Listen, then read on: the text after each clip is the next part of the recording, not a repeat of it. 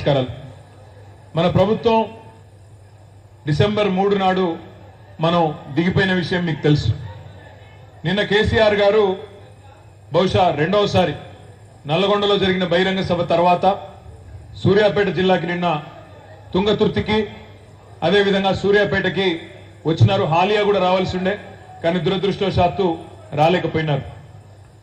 ఈ రెండు చోట్లకి నిన్న వస్తే నేనెక్కడో ఉంటే హైదరాబాద్లో అంబర్పేటలో తిరుగుతూ ఉంటే సోషల్ మీడియాలో ఆ వీడియోలు జనంలో ఆ ఇమోషన్ చూస్తూ ఉంటే నిజంగా కూడా నాకు అర్థం కాలేదు. నల్లగొండ జిల్లాలో మనం ఎట్లా ఓడిపోయినామో నాకైతే అర్థం కాల. నిన్న ఆ వీడియోలు ఆ ఇమోషను మన వాళ్ళ ఉత్సాహం చూస్తుంటే ఎట్లా జరిగింది నిజమేనా, జరిగింది ఏమైనా కలనా అన్నట్టుగా నిన్న మళ్ళొక్కసారి గుండె కలుక్కుమన్నదనే మాట నేను మీకు విజ్ఞప్తి చేస్తా ఉన్నా.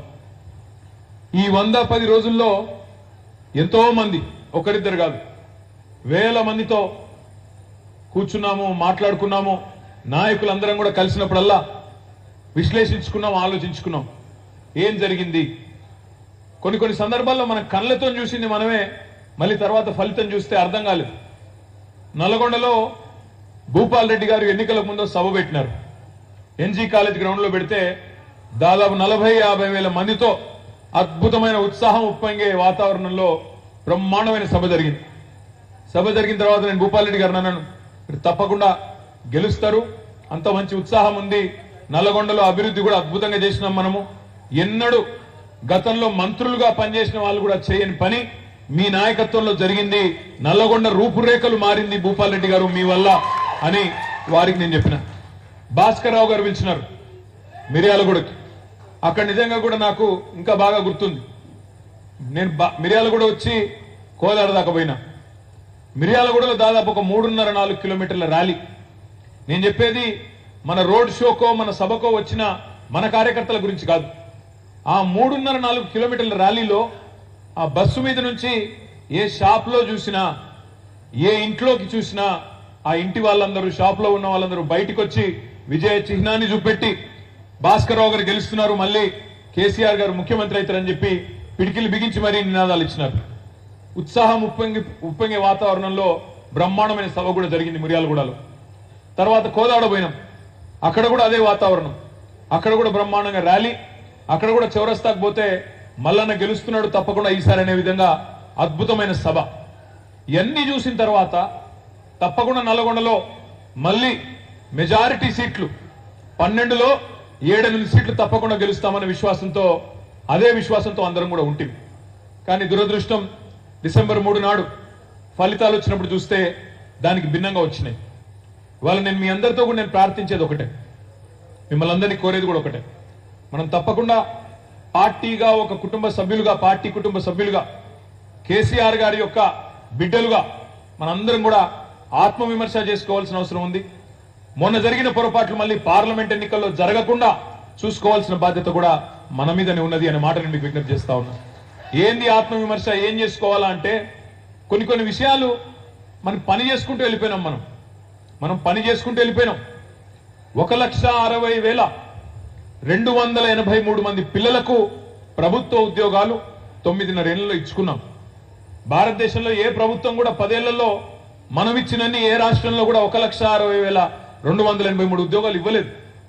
అంటే భారతదేశంలోనే అత్యధికంగా ఉద్యోగాల భర్తీ చేసి కూడా ఆ పిల్లలకు ఆ విషయాన్ని వివరించి చెప్పడంలో, విడమర్చి చెప్పడంలో, వాళ్ళ మనసు గెలుచుకోవడంలో ఎందుకో విఫలమైనాం. వాళ్ళు మీరు చూస్తా ఉన్నారు, రేవంత్ రెడ్డి గారు ఆయన ముఖ్యమంత్రి అయిన తర్వాత 30,000 ఉద్యోగాలు నేనే ఇచ్చిన అని ఊదరగొట్టుకుంటూ ఎల్బీ స్టేడియంలో అక్కడ పెద్ద మీటింగులు పెట్టుకుంటూ, పత్రాలు ఇచ్చుకుంటూ, ఫోటోలు దిగుతూ ఇవాళ ఉపన్యాసాలు ఇస్తా ఉన్నారు. మనం చెప్పవలసిన బాధ్యత మన మీద ఉన్నది పిల్లలకి. ఇప్పుడు పెళ్లి చేసుకొని సంసారం చేస్తే కదా పిల్లలు పుట్టేది కాదా?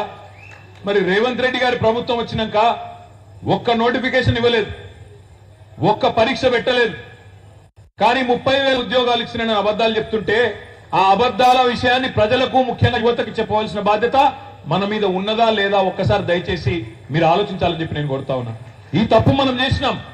మనం ఉద్యోగాలు ఇచ్చి కూడా చెప్పుకోలేకపోయినాం, ఉద్యోగాలు ఇచ్చి కూడా పిల్లలకు చెప్పుకోలేకపోయినాం. నేను ఎన్నికల తర్వాత ఒక ప్రత్యేక బృందాన్ని మా తమ్ముడు ఖానాపూర్లో పోటీ చేసి 4000 ఓట్ల తేడాతో ఓడిపోయిన మా తమ్ముడు నా క్లాస్మేటు జాన్సన్ నాయక్ అని ఉంటాడు, బుకియా జాన్సన్ నాయక్ అని. ఆ తమ్ముడు నేను అడిగిన, తమ్ముడు ఏం జరిగింది అసలు, ఎందుకు తాండాలలో మనకు ఓట్లు పడలేదు, ఎందుకు గిరిజన బిడ్డలు మనం రిజర్వేషన్ 6% నుంచి 10% పెంచుకున్నాం, తాండాలు పంచాయతీలు చేసుకున్నాం, పోడు భూముల పట్టాలు ఇచ్చుకున్నాం, ఇంటింటికి తాగునీరు ఇచ్చినాము, 3 ఫేజ్ కరెంట్ ఇచ్చినాము, సేవాలాల్ జయంతిని అధికారికంగా జరుపుకున్నాము, అయినా మనకు తాండాలలో ఓట్లు పడలేదు, ఎందుకు పడలేదు తమ్ముడు అని నేను అడిగితే ఆయన ఒక 20 మంది బృందాన్ని, 20 మంది ఉస్మానియా విద్యార్థుల బృందాన్ని, పరిశోధనలు చేసే బృందాన్ని ఆయన మొత్తం ప్రతి నియోజకవర్గం దాదాపు 40-45 నియోజకవర్గాలు ఎక్కడెక్కడైతే లంబాడా సోదరులు ఉంటారో అక్కడికి ప్రత్యేకంగా పంపించి 2 నెలల పాటు సర్వే చేసి మొన్ననే రిపోర్ట్ ఇచ్చినాడు. ఆ రిపోర్టు ప్రకారం వారు చెప్పింది ఏంటంటే, తాండాలలో అవును కేసీఆర్ గారు చాలా చేసిండు, పోడు భూముల పట్టాలు ఇచ్చిండు, పట్టాలు ఇవ్వడమే కాకుండా రైతు బంధు కూడా ఇచ్చిండు, రైతు బీమా కూడా ఇచ్చిండు. అవును కేసీఆర్ గారు మా తాండాలను పంచాయతీలు చేసిండు, మా దానిలో కూడా చాలా మంది సర్పంచులు అయ్యిండు. అవును కేసీఆర్ గారు 6% నుంచి 10% రిజర్వేషన్ పెంచినారు, కరెక్టే, ఇవన్నీ జరిగినాయి, వాస్తవమే. 3 ఫేజ్ కరెంట్ వచ్చింది, రోడ్లు వచ్చినాయి, సేవలాల్ జయంతి జరిగింది, ఇవన్నీ కరెక్టే.